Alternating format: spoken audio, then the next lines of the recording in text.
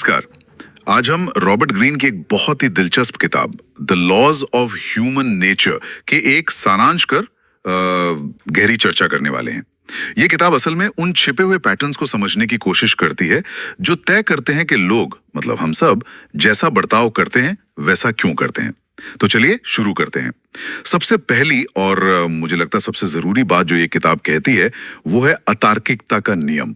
हम सब खुद को बड़ा लॉजिकल मानते हैं ना, पर क्या हम सच में हैं? बिल्कुल नहीं।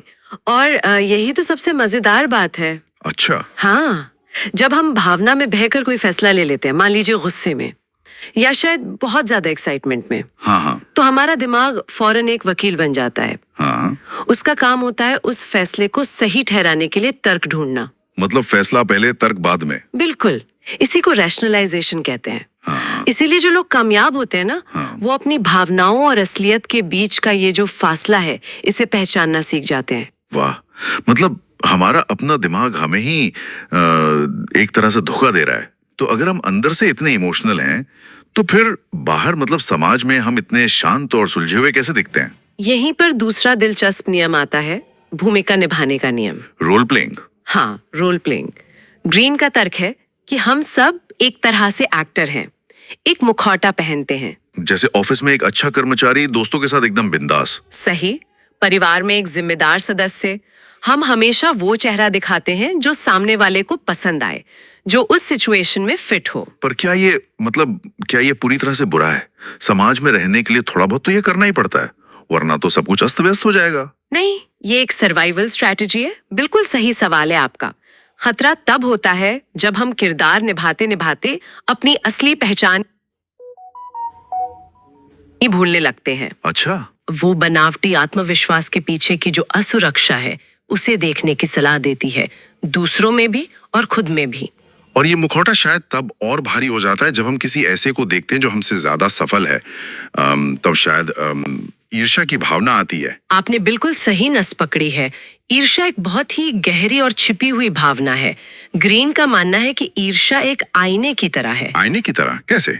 वो हमें वो चीज दिखाती है जो हम असल में पाना चाहते हैं, लेकिन खुद से ये बात कहने में डरते हैं।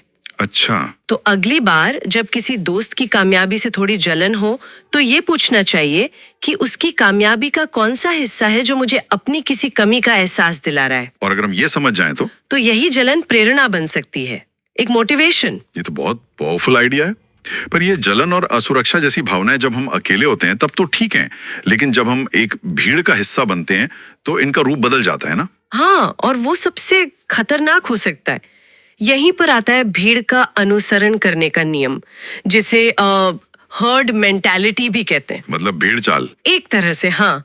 हम किसी ट्रेंड को या किसी विचार को सिर्फ इसलिए अपना लेते हैं क्योंकि बाकी सब भी वही कर रहे हैं। ऐसा करने से हमें एक सुरक्षा का एहसास होता है। अरे हाँ, मुझे याद है कॉलेज में एक फैशन ट्रेंड आया था जो बिल्कुल बकवास था, पर सबने अपनाया, मैंने भी। आज वो तस्वीरें देखकर बहुत हंसी आती है। बिल्कुल वही बात है, लेकिन इसमें प्रॉब्लम ये है कि ये हमारी सोचने समझने की आजादी को कमजोर कर देता है। सही बात है। इतिहास देखें तो दुनिया में बड़े बदलाव वही लोग लाए हैं जिन्होंने भीड़ से अलग सोचने की हिम्मत दिखाई। ये नियम हमें खुद से ये सवाल पूछने पर मजबूर करता है कि क्या हमारे फैसले सच में हमारे हैं या हम सिर्फ भीड़ के पीछे चल रहे हैं। तो इन सब का सार क्या है? मतलब अतार्किक होना, मुखौटे पहनना, जलन महसूस करना, भीड़ के पीछे चलना, ये सब तो इंसान होने का हिस्सा है। हाँ, और इन्हें समझना सिर्फ दूसरों को समझने के लिए नहीं है, ये खुद को बेहतर बनाने के लिए जरूरी है। ग्रीन का सार यही है कि आत्म जागरूकता और समानुभूति से हम बेहतर इंसान बन सकते हैं। तो खुद को समझना ही पहला कदम है। बिल्कुल। पर यहाँ एक विचार है जो ये किताब छोड़ जाती है। अगर इंसान इन सभी नियमों और भावनाओं से नियंत्रित होता है, तो वो कौन सी एक सबसे बड़ी सच्चाई है जिससे हम सब बचना चाहते हैं, और उस एक चीज से बचना हमारे बाकी सभी व्यवहारों को कैसे आकार देता है।